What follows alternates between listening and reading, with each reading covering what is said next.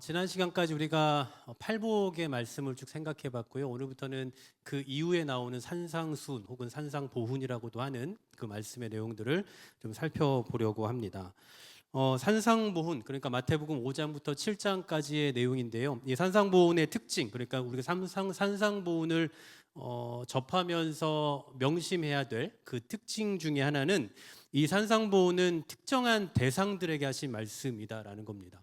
그러니까 불특정 다수에게 누구나 다 인간이라면 이렇게 살아야 된다라고 주신 말씀이 아니라 특정한 대상들, 그 대상이 누구냐면 그 당시로는 예수님의 제자들, 그리고 지금을 살아가는 교회와 성도들에게 주시는 말씀입니다.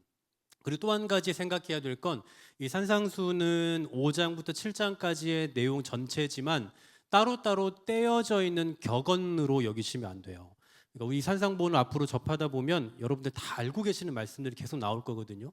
그런데 우리가 잠언의 특징이 그런 격언이거든요. 조각조각, 이 문맥이 아니라 문맥을 벗어난 조각조각 한 절 한 절의 말씀이 은혜가 되는 그런 격언 형태인데, 이 산상보훈도 마찬가지로 그렇게 격언으로 접근을 하시면 안 됩니다. 산상보훈은 5장 1절부터, 그러니까 1절에서 사람들이 쫓는 그 장면부터 시작해서 7장 가장 마지막 절까지 통으로 연결되어져 있는 그런 말씀이다라는 것을 일단은 염두에 두고 가셔야 돼요. 이제 예수님께서 이 팔복을 말씀하신 다음에 너희는 소금과 빛이다라는 말씀을 하십니다. 오늘 우리가 읽은 말씀인데요. 이것을 원어로 이렇게 재해석을 해보면 너희는 세상의 빛이다, 너희는 세상의 소금이다라고 할 때 좀 더 정확하게 직역하면 너희들만이 소금이다, 너희들만이 빛이다라는 거예요. 그러니까 세상의 여러 사람들을 향해서 너희는 다 빛이야가 아니라 바로 예수님께서 지목하고 계시는 그 사람들만이 소금이다, 너희들만이 빛이다라고 말씀하고 있다라는 거죠. 자, 그러면 예수님께서 제자들을 향해서 가장 먼저 너희는 세상의 소금이다라고 말씀하셨는데 왜 하필 소금을 말씀하셨을까요? 설탕도 있고 고춧가루도 있는데 왜 굳이 소금이라고 말씀했냐고요. 잘 생각해 보세요. 여러분, 단 거 하면 떠오르는 거, 단 거, 설탕.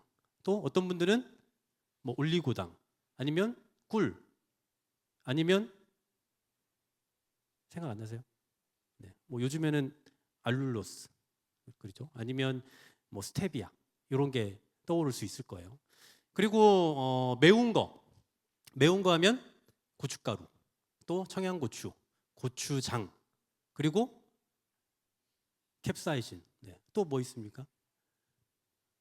고추기름. 너무 많이 나갔나요? 하여튼 이런 것들이 생각날 수 있어요. 그런데 짠 거 하면, 여러분, 짠 거 하면 사실 다른 게 생각나는 게 없어요. 제가 저 스스로 한번 이렇게 테스트를 해봤는데 매운 거, 그다음에 단 거, 짠 거 하니까 막 이것저것 나오는데 아니. 매운 거, 단 거 했는데 그다음에 짠 거를 해보니까 생각나는 게 소금 말고는 당장 없더라고요. 간장도 물론 있고 또 더 나가면 새우젓도 있겠지만 가장 먼저 기본적으로 다 소금을 떠올릴 겁니다. 근데 저는 왜 이렇게 조미료를 잘 알고 있죠? 집에서 많이 음식을 하나? 어쨌든 오늘 예수님께서 제자들과 이 시대의 교회를 향해서 소금이라고 표현하신 이유는 우리가 얼핏 딱 생각할 때 매운 거, 짠 거 하면 바로 생각날 수 있는 그냥 유일한 거, 그러니까 누구나 다 생각해 볼 수 있는 그것을 말씀해 주기 위해서, 고유의 맛을 드러내 주기 위해서 소금을 대입시켜 설명해 주고 있다는 거죠. 즉 우리의 정체성이 뭔가를 확연하게 드러내 주는 거예요. 우리가 달다 아니면 맵다 이러면 여러 가지를 생각해 볼 수 있으니까 그런 거 말고 그냥 유일하게 하나만 생각해 볼 수 있는 그 짠 것, 소금만 떠오를 수 있는 그 맛을 우리에게 적용시켜 주기 위해서 우리의 정체성이 얼마나 확실한지를 드러내기 위한 의도로 소금을 설명하고 계시다라는 거죠. 여러분, 무슨 일에든지 이 정체성이라는 거 정말 중요합니다. 요즘에는요, 성 정체성마저도 흔들리고 있어요. 내가 남자인지 여자인지도 말하기 어려운 그런 시대를 살아가고 있는데, 여러분, 사람은 자신이 어떤 사람인지 그리고 무엇을 해야 하는지에 대한 그 정체성이 사라져버리면 그 사람의 책임감도 사라지고요, 그리고 그 사람의 사명감도 사라져요. 학생이 내가 지금 학생인지 아닌지, 내가 뭘 해야 되는 사람인지가 불분명해지면 공부를 하지 않겠죠. 다른 생각을 계속 하겠죠. 이런 것처럼 누구나 다 자기가 지금 어떤 정체성을 가지고 있고 무엇을 해야 되는 사람인지에 대한 명확한 확신이 있어야 그에 따른 삶이 나오게 되는 겁니다. 그래서 정체성이라는 건 늘 중요하다고요. 여러분, 저는 늘 교회 안에 살잖아요. 저는 늘 교인들과 함께하고 제가 함께 만나는 사람들도 뭐 다 뭐 목회자들 그리고 뭐 믿는 사람들 다 그런 사람들 사이에서 있기 때문에 뭐 저는 사실 정확하게 여러분의 삶을 잘 몰라요. 그런데 여러분들로부터 정말 많이 수없이 세상살이에 대해서 듣다 보니 여러분의 삶이 그리 녹록지 않다는 걸 저는 정말 잘 알고 있습니다. 제가 체감하진 못했지만 여러분들의 삶의 현장에서 얼마나 치열하게 신앙을 간직하며 살아가는지에 대해서는 제가 많이 들어서만 알고 있거든요. 여러분, 저 같은 사람은 솔직히 신앙을 지키는 게 그리 어렵지 않습니다. 그냥 뭐 말씀 안에 살고 기도 안에 사는 게 그리 어려운 게 아니에요. 그냥 저 교회 안에 살고 믿는 사람들 안에서 살아가고 함께 어우러져 살아가다 보니 뭐 다른 욕을 할 일도 없고 뭐 술 담배에 대한 유혹을 받을 일도 없잖아요. 근데 여러분의 삶은 전혀 다르죠. 얼마나 치열하게 사십니까? 얼마나 각박한 세상 속에서, 어두운 세상 속에서 여러분 치열하게 살아가시냐고요. 그 세상에서 하나님의 백성이라는, 그리고 하나님의 자녀라는 그 이름표를 들고 살아가는 거, 그것을 간직하며 그것을 지켜내며 살아가는 건 정말 어려운 일이라는 거 너무 잘 알고 있어요. 그래서 저는 오늘날 이런 우리 현대인들의 어떤 신앙인들의 삶 속에서 도전을 줄 수 있는 성경 인물이 누굴까 좀 고민을 많이 해봤거든요. 그러니까 우리 여러분처럼 세상에서, 각박한 세상 속에서 신앙인의 정체성 가지고 살아가는 게 너무나 치열하고 힘든 여러분의 삶과 같은 이 성경 인물이 과연 누구 있을까 생각해 보니까 다니엘인 것 같더라고요. 여러분, 다니엘은 오늘날로 좀 각색을 해보면 교회에서 자라서, 교회에서 태어나서 교회에서 자란 사람이에요. 그냥 교인들과 늘 함께 했던 사람입니다. 그게 익숙했던 사람이에요. 그런데 바벨론이라는 세상으로 밀려나요. 바벨론으로 나가게 되잖아요. 세상으로 밀려났다고요. 그러니 여러분, 한 번도 겪어보지 못한 세상의 문물을 경험해 보면 어떻습니까? 혹하죠. 얼마나 즐겁습니까? 그동안 교회라는 테두리 안에서 경험해 보지 못했던 그런 달달한 것들이 세상에 너무 많잖아요. 그런 것들을 막 경험했을 거예요. 그러면 그런 것들을 경험하면서 자연스럽게 세상화 되겠죠. 자연스럽게 세속화되어 갔을 거라고요. 그런데 이런 새로운 문물을 접하기도 전에 다니엘은 스스로 이렇게 결단을 해요. 그게 바로 다니엘서 1장 8절 말씀이거든요. 다니엘서 1장 8절에서 다니엘이 뭐라고 결단하는지 같이 한번 읽어볼까요? 시작. 다니엘은 뜻을 정하여 왕의 음식과 그가 마시는 포도주로 자기를 더럽히지 아니하리라 하고 자기를 더럽히지 아니하도록 환관장에게 구하니. 아멘. 여러분, 뜻을 정했어요. 스스로 뜻을 정했는데 어떤 뜻을 정했냐면 자기를 더럽히지 아니하도록 스스로 뜻을 정했습니다. 여러분, 이게 특별한 정체성이 아니면요, 내가 이 정체성을 어떻게든 지켜내야겠다라는 그런 열심과 각오와 결단이 없으면 도무지 이런 거 할 수 없는 거예요. 저는 어쩌면 이런 게 바로 세상에서 살아가는 우리 신앙인들이 소금과 같은 정체성을 가지고 살아가는 모습이 아닌가라는 생각을 해봅니다. 여러분, 소금은요 어디에서든 분명한 맛이 있어요. 그냥 누가 먹어봐도 짜다라고 느낄 수 있는 독특한 맛이 있다고요. 이게 바로 예수님의 제자된 우리들의 정체성이에요. 예수를 믿는 우리 삶 속에서 드러나야 되는 그 독특한 맛이라고요. 그래서 여러분, 오늘 본문에 보시면 예수님께서 너희는 소금이니 라고 하잖아요. 대신 뭐라고 얘기합니까? 너희는 세상의 소금이래요. 왜 세상의 소금이에요? 교회와 성도가 아니고서는 세상에 존재하는 그 어떤 것도요 이와 같은 맛을 지닌 게 없어요. 세상에 우리가 접할 수 있는 그 어떤 것도 소금과 같이 그 독특한 특별한 맛을 지닌 존재는 없다니까요. 교회와 성도 말고는 이런 맛을 지닌 존재가 없어요. 다시 말하면 교회만이, 성도만이 참 빛을 소유하고 있고 그 빛을 지니고 있고 그 빛을 전할 수 있는 능력이 있다라는 사실입니다. 여러분, 성경에서 말씀하고 있는 이 세상이 어떤 특징을 갖고 있는지 한번 볼게요. 요한일서 2장 15절 17절 이렇게 말씀합니다. 같이 한번 읽어봅니다. 시작. 이 세상이나 세상에 있는 것들을 사랑하지 말라. 누구든지 세상을 사랑하면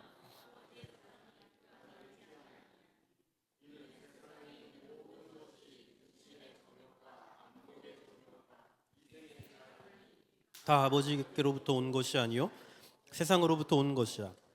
이 세상도 그 정욕도 지나가되 오직 하나님의 뜻을 행하는 자는 영원히 거하느니라. 자, 보십시오. 이 세상에 있는 것들은 어디에서부터 왔냐면 아버지께로부터 온 게 아니래요. 세상에 우리가 사랑하고 세상에 있는 우리가 접하는 그 모든 것들은 하나님 아버지께로부터 흘러나온 게 아니라 세상으로부터 나왔다고요. 그냥 말 그대로 세속적인 것이라고요. 말 그대로 세상에 어울리는 것들이라고요. 하나님과 전혀 먼, 하나님과 거리가 있는 그런 것들이라고. 쉽게 말하면 마귀의 정신과 세속이 가득한 게 바로 우리가 살아가고 있는 세상이에요. 뿐만 아니라 야고보서 4장 4절은 이렇게 말씀합니다. 가늠한 여인들아, 세상과 벗된 것이 하나님과 원수됨을 알지 못하느냐? 그런즉 누구든지 세상과 벗이 되고자 하는 자는 스스로 하나님과 원수되는 것이니라. 자, 세상과 벗된 것이 하나님과 원수된대요. 그러니까 세상과 친구된 것들, 굉장히 되게 아주 직접적인 표현이거든요. 세상에 대해서 아주 직설적으로 말하고 있는 건데, 세상의 특성이 뭐냐면 하나님과 원수되게 하는 거래요. 그러니까 세상에 빠지고 세상의 것을 즐겨하고 세상의 것을 사랑하면 자연스럽게 하나님과 원수 될 수밖에 없다라는 어떤 이러한 아주 직접적인 표현을 하고 있는 거죠. 여러분, 이게 바로 세상인 겁니다. 지금 여러분이 오늘 하루 종일 사셨던 그 세상, 이번 한 주간 치열하게 사셨던 그 세상, 또 우리가 계속 살아가야 할 이 세상이 이런 특징을 지니고 있다고요. 그런데 이런 세상 속에서 교회와 성도는 어떻게 해야 된다라고 오늘 본문은 말씀하냐고요? 소금이 돼야 된다고요. 소금. 교회 안에서, 신앙인들 사이에서 소금이 아니에요. 여러분들, 우리 한길교회에서 소금이 되세요라고 말하지 않습니다. 여러분, 신앙인들의 공동체 안에서 소금이 되라고 말하는 게 아니에요. 방금 우리가 언급했던 하나님과 벗됨을 거절하고 세상과 벗되고 하나님과 원수되게 만드는 그 특징을 지닌 저 세상 가운데서 우리가 소금으로 살아가야 된다고요. 근데 여러분, 오늘 이 본문을 잘 보시면요, 우리가 아주 중요하게 봐야 될 표현이 하나가 있습니다. 여러분, 아마 이런 얘기 많이 들어보셨을 거예요. 신앙인들은 세상에 나가서 맛을 드러내야 됩니다. 세상에 나가서 세상을 변화시키는 소금으로서의 역할을 감당해야 됩니다. 신앙인들은 세상에서 소금과 같이 살아야 됩니다. 이런 얘기 많이 들으셨을 텐데요. 여러분, 오늘 예수님께서 말씀은 하신 건 그 얘기를 하고 있는 게 아니에요. 오늘 13절을 잘 보십시오. 13절 상반절에 이렇게 표현합니다. 너희는 세상의 소금이니. 자, 여러분, 소금이 되어라고 했습니까? 아니면 소금이다라고 얘기했습니까? 소금이다라고 말했어요. 여러분, 소금이 되어야 한다와 소금이다의 차이점은 뭡니까? 소금이 되어야 한다라는 건 사역이 있어야 되는 거예요. 삶이 있어야 되는 거예요. 뭔가를 해야 되는 역할이 있다고요. 하지만 소금이다는 이미 소금이에요. 이미 소금으로 만들어진 거라고요. 어떤 사역적인 요구를 우리에게 하고 계시는 게 아니라 그냥 너희는 소금이야 라고 우리의 정체성을 그냥 밝히고 계시는 거예요. 세상에 소금이 되라 라고 말하면 우리는 세상에 나가서 뭘 해야죠. 세상에 넌 소금이 되어야 되니 어떤 역할을 해야 되고 어떤 사역을 해야 되고 어떤 사명을 감당해야 돼 라고 우리에게 역할을 부여하실 거라고요. 그런데 오늘 여기서 뭐라고 말씀한다고요? 너희는 세상의 소금이다. 이미 소금이라고요. 우리가 뭘 해서 소금이 된 게 아니라 그냥 이미 소금이에요. 저와 여러분은 이미 소금이라고요. 여러분, 마트에 소금이 있다고 생각해 보세요. 마트에 소금이 있으면 소금을 사러 간 사람들은 그 소금을 굳이 뜯어보지 않아도 돼요. 왜요? 그냥 소금이니까요. 그냥 소금인 줄 알고 사는 겁니다. 얘는 지금 여기에서 소금이 되려고 있는 게 아니라 이미 소금이기 때문에 여기 있는 거잖아요. 지금 우리가 그런 거라고요. 우리가 세상에 나가서 어떤 소금으로서의 역할들을 하라고 말씀하시는 게 아니라고요. 아직은 우리가 소금이 아니기 때문에 그래서 이제 우리가 소금이 되기 위해서 무언가를 하다 보면 이제 정말 맛이 나는 소금이 된다. 이 얘기를 하고 있는 게 아니라 너희는 이미 나를 믿는 너희는 이미 소금이다. 너희는 이미 독특한 맛을 지니고 있다. 라고 말씀하는 거죠. 생각해 보면 그래서 믿지 않는 사람들이 예수 믿는 사람들을 보고 욕을 하는 게 아닌가라는 생각이 들어요. 왜냐하면 기대하는 바가 있지 않을까라는 생각이 듭니다. 어차피 소금인데 왜 그리스도인들은 소금인데 왜 소금처럼 맛이 안 나지?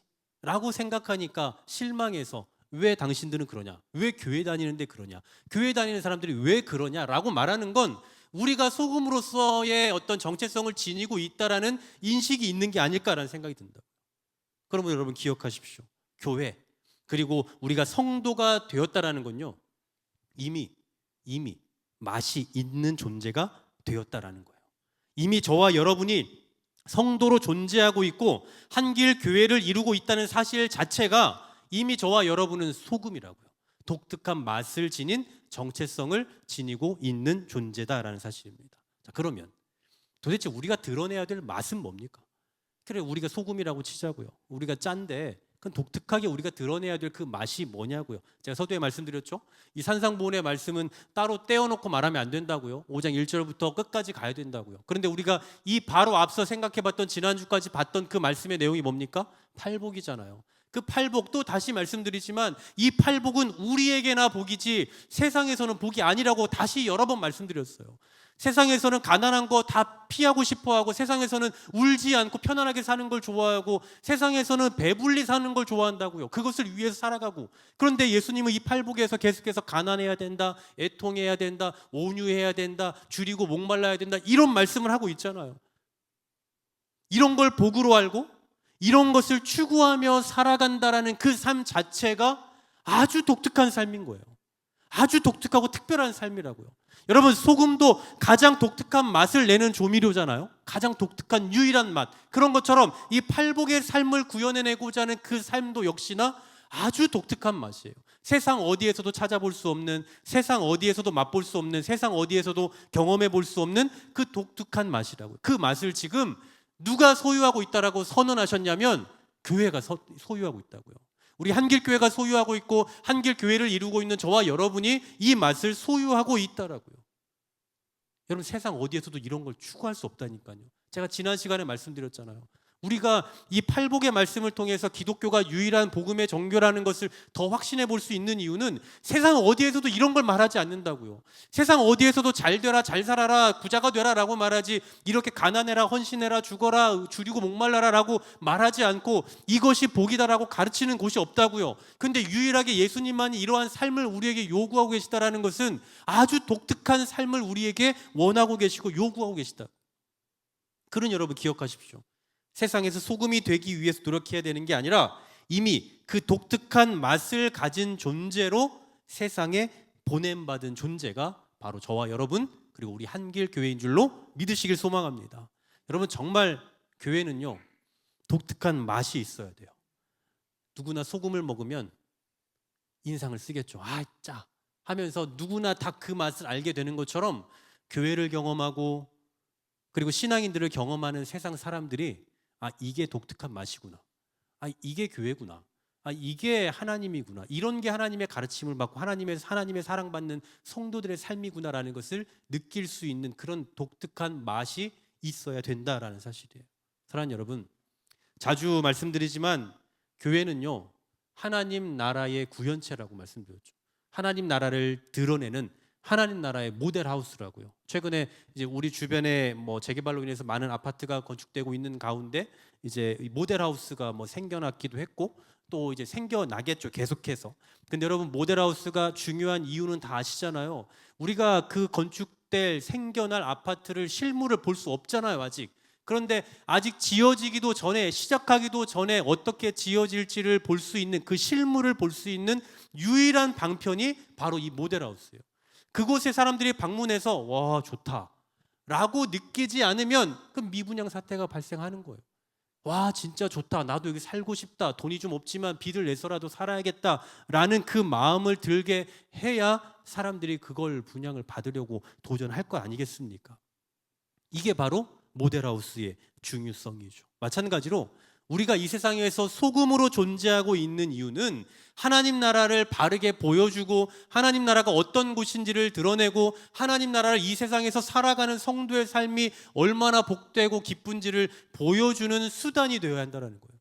그래서 교회를 이루고 교회를 다니고 교회 안에서 살아가시는 저와 여러분은 세상 가운데서 느끼지 못하는 그 독특한 맛이 있어야 되는 거예요. 저는 오늘 이 휴일인데도 이 자리에 와서 예배하시는 여러분들이 정말 너무 감사하고 너무 사랑스럽고 너무 존경스럽고 너무 귀한데요.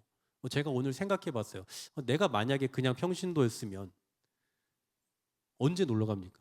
금, 토 못 가고, 토요일, 주일은 당연히 못 가고, 그러면 뭐 우리가 유일하게 갈 수 있는, 쉴 수 있는 날이 뭐 오늘 같은 날 금, 토 묶어서 1박 2일 한번 갈 만도 한데, 또 안 가면 또 목사님이 막 또 이렇게 전화할 것 같고 막 불안하기도 하고 이런 것도 있겠지만, 그래도 그런 걸 감수하고서라도 그냥 또 예배 자리에 당연히 의뢰인 나와야 되는 줄 알고 또 이렇게 나오시는 이런 모습들이 전 정말 특별하고 아주 정말 특이한 삶의 형태라고 생각해요.